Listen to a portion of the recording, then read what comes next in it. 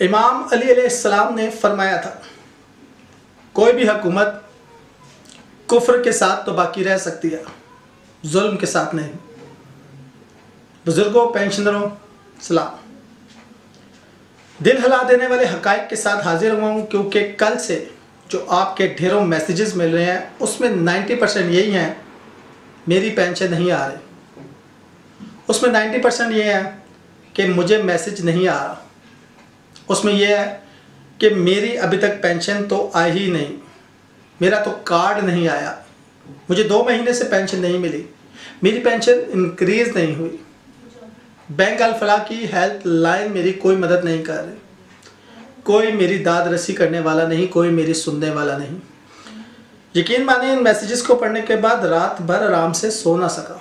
तहकीक शुरू की कि मसला है कहाँ, क्या निज़ाम में मसला है, सिस्टम बैठ गया है, जो अक्सर हो जाता है क्योंकि इंटरनेट है, ऐसा क्यों हुआ। तो जो हकायक मेरे सामने आए वो ना सिर्फ चौंका देने वाले बल्कि बाइस शर्म और बाइस तकलीफ भी थे। मेरे साथ बने रहे, मेरे चैनल को सब्सक्राइब कीजिएगा, आपको इन हकायक की तफसील बताता हूँ। बैंक अल फलाह का जो मुआहदा हुआ था वो 2016 से 2020 तक था। जाते हुए चेयरमैन ने नवाज़शात की और 1 साल की एक्सटेंशन दे दी।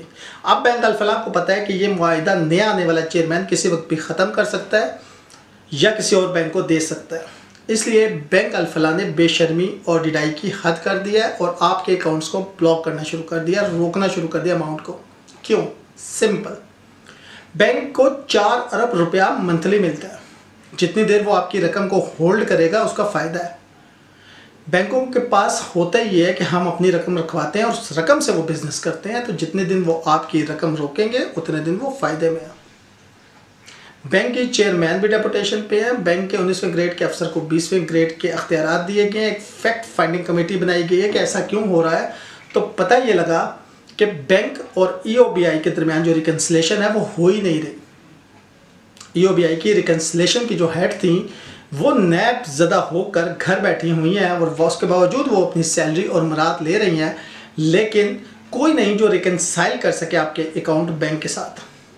रिकन्सिलेशन क्या होती है, मैं आसान लफ्ज़ों में आपको समझा देता हूँ कि जब महीने में आपकी पेंशन डिलीवर हो जाती है तो उसके बाद उनसे पूछा जाता है, बल्कि बैंक पूरी डिटेल्स देता है कि कितने बंदों को किस किस तारीख को डिलीवर हुई पेंशन्स, किन की रह गई हैं और क्यों रह गई हैं, और क्या उनसे रब्ता किया गया और क्या उन्होंने रिसीव की या नहीं की। ऐसा कोई मैकेनिज़्म नहीं है, इसलिए कोई पुरसाने हाल नहीं है। ये बैंक अल फलाह के साथ मुआहदा क्यों किया गया और इसके अंदर कौन सी किक बैक हासिल की गई, ये भी जल्द मंजर आम पे आ जाएंगी। लेकिन यकीन माने कि ये जानकर बहुत सदमा और दुख हुआ कि वो जो 1 साल की एक्सटेंशन गुजारने के चक्कर में बैंक अल फलाह गरीब पेंशनरों के साथ जुल्म और ज़्यादती कर रहा है। फिर और तहकीक की तो पता लगा कि आपके बहुत से पैसे नेशनल बैंक, मुस्लिम कमर्शियल बैंक, हबीब बैंक, इजी पैसा और अब बैंक अल फलाह में फंसा हुआ है। बैंक अल फलाह में 2.5 अरब रुपया 250 करोड़ रुपया EOBI का फंसा पड़ा है, जिसकी रिकन्सिलेशन नहीं हुई। 250 करोड़ रिकन्सिलेशन का मुंतज़िर, यानी कि आपका वो पैसा वापस EOBI को आना चाहिए, या पेंशनर को नहीं मिला तो उसकी रीज़न आनी चाहिए, कब कब ट्रांसफ़र हुई की डिटेल आनी चाहिए, ताकि पता लगना चाहिए कि गरीब पेंशन लेने वालों को ये पेंशन मिलेगा। ये सब क्यों हो रहा है, ये मदीने की रियासत में क्यों हो रहा है। इमरान खान साहब, जुल्फ़ी बुखारी साहब, ज़रा आंखें खोलें और देखें हालात को। ये मैं समझता हूँ इमरान खान साहब की नाअहली है। मैं जुल्फ़ी बुखारी को ज़िम्मेदार इसलिए नहीं ठहराता कि किसी मिनिस्टर को आज पता ही नहीं कि वो कितने दिन इस मिनिस्ट्री के ऊपर बैठा हुआ है, और जब उसको पता है कि 2-3 महीने बाद में यहाँ से उठा के वहाँ भेज दिया जाएगा, तो मेरे से किसने पूछना कि चेयरमैन की तैनाती हुई थी, नहीं हुई थी, रिकन्सिलेशन हुई थी या नहीं हुई थी। मैं तो इस सीट से उस सीट और उस सीट से उस सीट पे चला जा रहा हूँ। ये ऐसे ही है जैसे एक शख्स और एक लूंबड़ की बड़ी दोस्ती थी।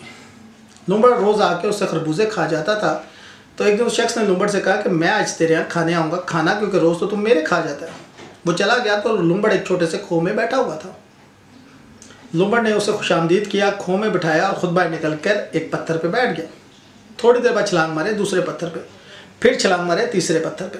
वो बंदा 2 घंटे बैठा रहा, भूख से नढाल है और लूंबड़ है कि वो सिर्फ पत्थरों पे छलांगे मार रहा है। तो उस बंदा ने लूंबड़ से कहा, भाई लूंबड़, मैं बहुत भूखा हूँ, तुम खाने का इंतज़ाम क्यों नहीं कर रहे? तो आगे से उसने लूंबड़ ने कहा, तुम देख नहीं रहे मैं तुम्हारे लिए कितना परेशान हूँ। ऐसे ही कुछ हमारे हुक्मरान हमारे लिए परेशान हैं कि सिर्फ छलांगे हैं और बातें हैं। मैं हाथ जोड़ के जुल्फ़ी बुखारी साहब से, इमरान खान साहब से दरख्वास्त करता हूँ कि EOBI और गरीब पेंशनर को लाजमी देखें। हमारी माएँ, बहनें, बेटियाँ जिस किस्म के मैसेज कर रही हैं, दिल दिला देने वाले, रुला देने वाले मैसेज हैं। इमरान खान साहब, कोई भूखा ना सोए गरीब के लिए, और आपके बहुत से इकदाम अमीरों के लिए हैं। जो आप कंस्ट्रक्शन इंडस्ट्री का कह रहे हैं ना, वो अमीर कंस्ट्रक्शन इंडस्ट्री से हमारा ताल्लुक़ नहीं। सफ़ेद फॉर्म, सफ़ेद पोश, ये जो दरमियाना तबका है ना, सफ़ेद पोश, जो किसी के आगे हाथ नहीं फैला सकता, इसका ख्याल करें। ये पिस नहीं रहा, ये मर रहा है, और ये जाते जाते आपकी हुकूमत को भी चाट जाएगा। रहम करें, आप रहम करें आले ज़मीन पे, खुदा मेहरबान होगा अर्शे तरी पे। बहुत दुख के साथ, तकलीफ़ के साथ ये वीडियो बनाई, और आप तक ये हक़ाइक़ पहुंचाना इसलिए भी ज़रूरी था कि आपको पता लगे हो क्या रहा। मैं अकेला आपके लिए हर फोरम पे खड़ा हूँगा। आप जल्द ही मुझे मिनिस्ट्री ऑफ ओवरसीज़ के अंदर जाने के और EOBI के ऑफिसर से मिलने की कोशिश करने की वीडियोस देखेंगे। वहाँ पे हमारे साथ जो सलूक हुआ वो भी आप देखेंगे। लेकिन फिर भी हमने हिम्मत नहीं हारी। हम हर फोरम पे, इस्लामाबाद पिंडी रहने के नाते, हर फोरम पे आपकी आवाज़ को लेकर चलेंगे। आपका साथ चाहिए। ऐसी मेरी वीडियोस को देखते रहे, लाइक एंड शेयर करते रहे, मेरी हिम्मत मेरे बुज़ुर्ग बहन भाई बढ़ाते रहे।